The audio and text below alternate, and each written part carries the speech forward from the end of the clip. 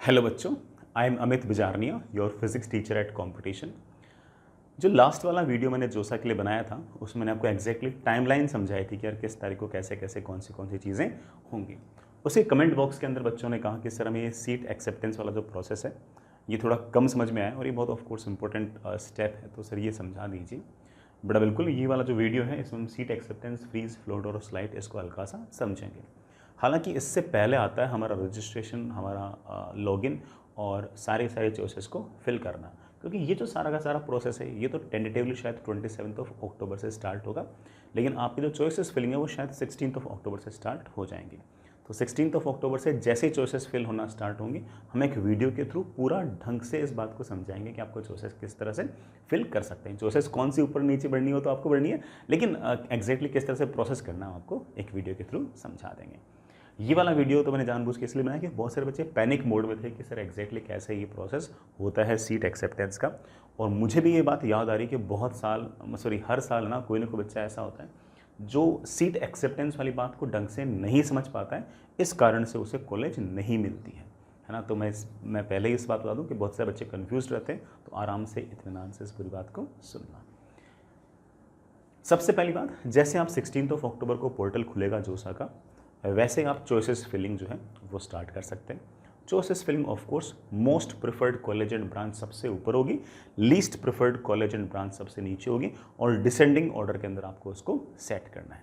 ठीक, फिर चॉइसेस आप लॉक करना चाहो लॉक कर सकते हो, अदरवाइज वो अपने आप ऑटोमेटिकली लॉक हो जाएगी। अदरवाइज आपके पास जब भी टाइम हो तो आप उन चॉइसेस को ऊपर नीचे आगे पीछे अपने टीचर से, अपने पेरेंट्स से डिस्कस करके ऑप्शंस को आप ऊपर नीचे कर सकते हैं। अगर आपने लॉक कर दिया उसके बाद नहीं कर सकते हैं, लेकिन एक बार अगर आपने लॉक नहीं किया तो आप उनको कभी भी एडिट कर सकते हैं। अब जैसे ही राउंड 1 के अंदर सब बच्चों ने बढ़िया तरीके से सारे ऑप्शंस भर दिए, तो उसके बाद राउंड 1 के अंदर आपको एक रिजल्ट दिया जाएगा कि हाँ यार, टेंटेटिवली अभी तक जिन बच्चों ने ऑप्शंस भरे उसके हिसाब से आपको ये वाले कॉलेज के अंदर ये वाली ब्रांच मिल रही है। आपको अगर जोसा में पार्टिसिपेट करना है, जोसा की काउंसलिंग में अगर पार्टिसिपेट करना है, तो आपको वहाँ पर अब सीट एक्सेप्टेंस वाला प्रोसेस करना पड़ेगा। सीट एक्सेप्टेंस वाले प्रोसेस में आपको सबसे पहले आपके ही पोर्टल पे एक सीट एलोकेशन लेटर होगा, उसे डाउनलोड करना पड़ेगा, उसे फिल करके उसे अपलोड करना पड़ेगा। फ़ी पेमेंट करनी पड़ेगी। जनरल की बेटा 35,000 है और बाकी कैटेगरीज की 15,000 है। इसमें 2,000 जो रुपये फ़ीस है वो जोसा की है, और अगर मान लो कि आप बाद में कभी इस पूरे के पूरे प्रोसेस से अगर बाहर निकलना चाहते हो तो विड्रॉ होने पर आपको 33,000 वापस दे दी जाएंगे, और 2,000 तो जोसा की जो प्रोसेसिंग फ़ीस है वही है। आपको अपने सारे के सारे डॉक्यूमेंट्स भी फिल करने हैं। ये सारा का सारा काम जो 27 से लेकर 30 अक्टूबर के बीच में है। 31 अक्टूबर का जो दिन होगा, उस दिन अगर मान लीजिए कि आपसे कोई डॉक्यूमेंट ढंग से सबमिट नहीं हुआ या गलत सबमिट हुआ, तो ऐसे में जोसा की तरफ से आपके पास एक मैसेज आ जाएगा कि यार ये वाला जो आपने डॉक्यूमेंट सबमिट किया है थोड़ा इनकम्प्लीट है, इसको आप कंप्लीट कर दीजिए। तो 31 अक्टूबर भी आप मान के चले कि ये भी एक तरीके से हमारा जो सीट एक्सेप्टेंस प्रोसेस है उसी का हिस्सा है। मैं फिर से रिपीट करूँगा, सीट एक्सेप्टेंस के अंदर 3 पार्ट हैं बेटा। सीट एलोकेशन लेटर जो है उसको डाउनलोड करके बेटा उसे वापस से भर के अपलोड करना है, फ़ी पेमेंट करनी है और सारे के सारे डॉक्यूमेंट्स अपलोड करने हैं। डॉक्यूमेंट्स में अगर कोई कमी रह गई तो 31 अक्टूबर तक आपके पास कोई ना कोई उसकी क्वेरी आ जाएगी जोसा की तरफ से, और वो आपको फिर वापस से रीसबमिट करना पड़ेगा।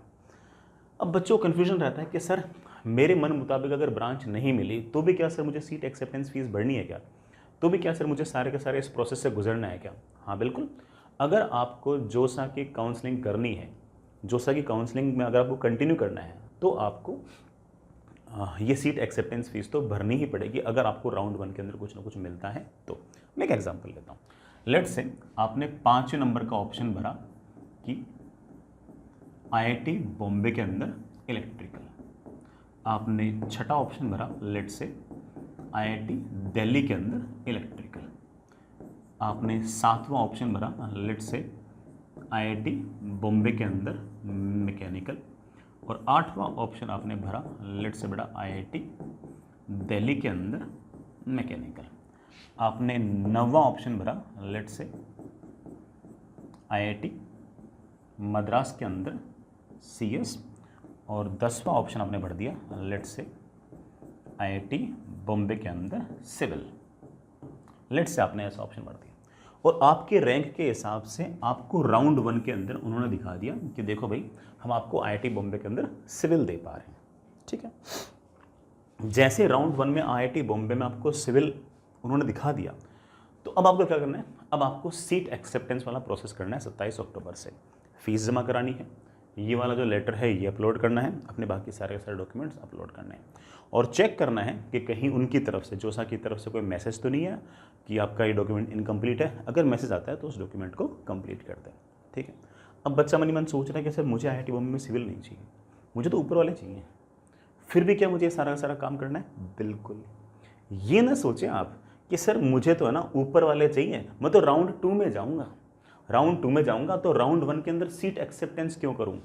ऐसा नहीं है, सीट एक्सेप्टेंस तो करनी ही करनी है, ऑटोमेटिकली राउंड 2 में नहीं जाओगे। राउंड 1 के अंदर आपको IIT बॉम्बे में अगर आपको सिविल मिल गई है, भले आपको ना चाहिए, तब भी आपको सीट एक्सेप्टेंस वाला सारा सारा प्रोसेस तो करना ही पड़ेगा। अगर आपने सीट एक्सेप्टेंस वाला प्रोसेस नहीं किया तो जोसा ये मान के चलेगा कि आपको जोसा की काउंसलिंग के अंदर पार्टिसिपेट नहीं करना है और आपको जोसा की काउंसलिंग से बाहर निकाल देगा। आप वापस री एंटर नहीं कर सकते, आप राउंड 2 राउंड 3 तो भूल ही जाओ, आप आगे नहीं बढ़ सकते, ठीक है। तो राउंड 1 में अगर आपको कुछ मिल गया है, अगर आपने जितने ऑप्शंस भर रखे हैं उसमें से कोई ऑप्शन अगर आपको मिल गया है, तो आप ये ऑटोमेटिकली मान कर ना चलें कि हाँ भाई ये वाला स्टेप में ये वाला प्रोसेस नहीं करूंगा तो ऑटोमेटिकली राउंड 2 राउंड 3 राउंड 4 में चला जाऊंगा। ऐसा नहीं होता है, आपको पहले ये सीट एक्सेप्टेंस वाला सारा सारा प्रोसेस करना पड़ेगा। अगर आपने प्रोसेस नहीं किया तो आपको जो सही काउंसलिंग से बाहर मान लेंगे कि हाँ इस बच्चे ने शायद हो सकता है कि रिपीट करने का सोच लिया हो या बिट्स ज्वाइन करने का सोच लिया हो, कुछ ना कुछ और कर लिया हो।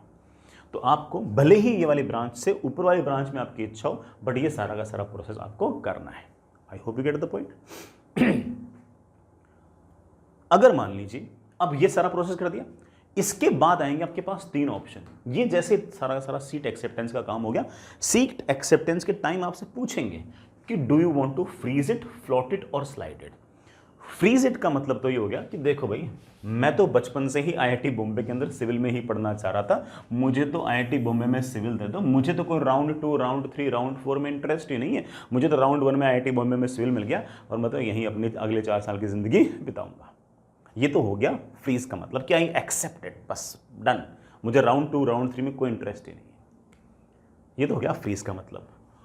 फ्लोट का मतलब ये हो गया कि मैं राउंड 2 में जाना चाहूंगा और अगर इसके ऊपर जो मैंने ऑप्शंस भरे हैं, जो कि मेरे मोर प्रिफर्ड ऑप्शन है, अगर इनमें से कहीं किसी जगह कोई खाली होती है जगह, तो मुझे ऑटोमेटिकली वहां पर शिफ्ट कर दिया जाए। अब मुझसे वापस से पूछा नहीं जाएगा कि तुम यहां जाना चाहोगे क्या, यहां जाना चाहोगे क्या।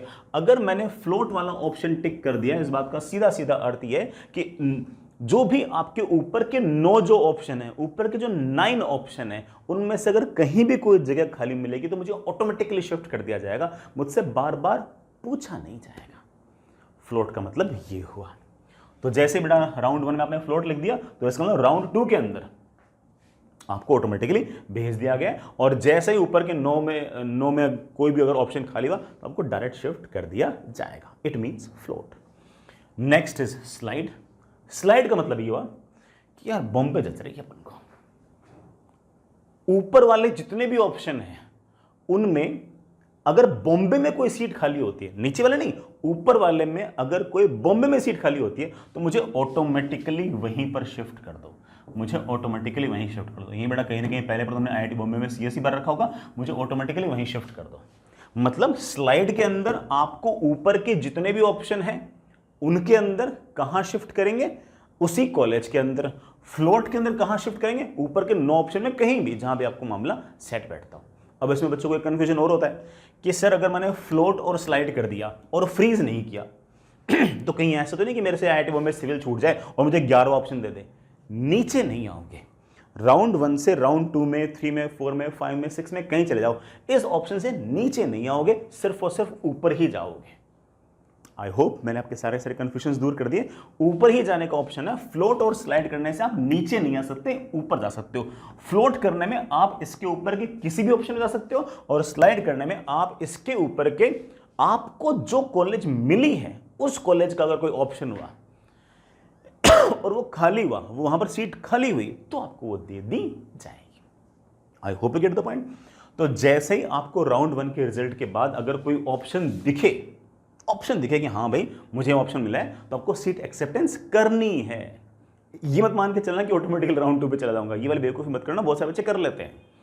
अब देख एक और केस, बहुत सारे बच्चे ऐसे भी होंगे जिन्होंने हो सकता है कि 50 ऑप्शन भर दिए हों और राउंड 1 के अंदर उनको 50 में से किसी भी ऑप्शन पर कुछ भी ना मिला हो, तो घबराने की ज़रूरत नहीं है। तो सर क्या हमें भी सीट एक्सेप्टेंस करनी है क्या? नहीं, आपको तो कोई सीट मिली नहीं, आपकी सीट एक्सेप्टेंस तो आई नहीं, आप ऑटोमेटिकली राउंड 2 में चले जाओगे। ये बच्चा ऑटोमेटिकली राउंड 2 में नहीं जाएगा, क्योंकि इसको तो उन्होंने सीट दे रखी है। इसको तो राउंड 2 में जाने के लिए पहले सीट एक्सेप्टेंस वाला सारा प्रोसेस करना पड़ेगा, फिर फ्लोट या स्लाइड करना पड़ेगा। लेकिन जिस बच्चे को कोई ऑप्शन नहीं मिला, उसे कुछ करने की जरूरत नहीं हो, तो आराम से ऐसे आलती पालती मार के बैठ जाए कि हाँ भैया अब मैं तो अपने आप राउंड 2 में चला जाऊंगा। राउंड 2 में जाने के लिए प्रोसेस किसको करना है? उसको करना है जिसे राउंड 1 के अंदर कुछ मिला हो। और यही सारी बात बेटा राउंड 2, राउंड 3, राउंड 4 पे लगातार इस तरह से चलता जाएगा। तो राउंड 1 में अगर कुछ मिले तो ऐसा नहीं कि तुम ऑटोमेटिकली मान के चलो कि अच्छा ठीक है अपने आप राउंड 2 में चला जाऊंगा, ऐसा नहीं है। आपको सीट एक्सेप्टेंस वाला सारा प्रोसेस करना पड़ेगा। अगर आपकी जो चॉइसेस आपने भरी हैं उनमें से अगर आपको कोई कॉलेज राउंड 1 में नहीं मिल रहा है, तो सीट एक्सेप्टेंस वाला ऑप्शन आपके पास आएगा ही नहीं, आपको ऑटोमेटिकली राउंड 2 के अंदर भेज दिया जाएगा। और राउंड 2 में अगर सीट मिल गई तो अगेन आपके पास 2 ऑप्शन है, या तो अगेन उसको फ्रीज कर दो या अगले राउंड में चले जाओ। अगले राउंड में जाने के लिए अगेन 2 ऑप्शन है बेटा, कौन से फ्लोट और स्लाइड। उसी कॉलेज में जाना हो तो स्लाइड, ऊपर का कोई भी ऑप्शन तुम्हें जचता हो तो आपका फ्लोट। आई होप मैंने आपकी ये वाली बेटा क्वेरी सॉल्व कर दी होगी। अगेन 16 अक्टूबर से हम लोग बेटा 16 अक्टूबर को ही हम एक फॉर्म आपको भर के दिखा देंगे। चॉइसेस किस तरह से फिल करनी है उसमें अगर कोई आपको कन्फ्यूजन हो आप मुझे बता सकते हो। आपको इस तरह की और किसी वीडियो की डिमांड हो तो भी आप मुझे बता सकते हो, मैं आपकी पूरी तरह से हेल्प कर दूंगा। आप बिल्कुल परेशान मत होना, आराम से अच्छे से काउंसलिंग करना, ठीक है। किसी भी मिस इन्फॉर्मेशन के कारण या फिर किसी भी लेस इन्फॉर्मेशन के कारण कोई है ना आपके साथ दुर्घटना ना हो, ठीक है। इसलिए आप ये सब बातों का ध्यान रखें और मुझे बताते रहें, ठीक है। All the best.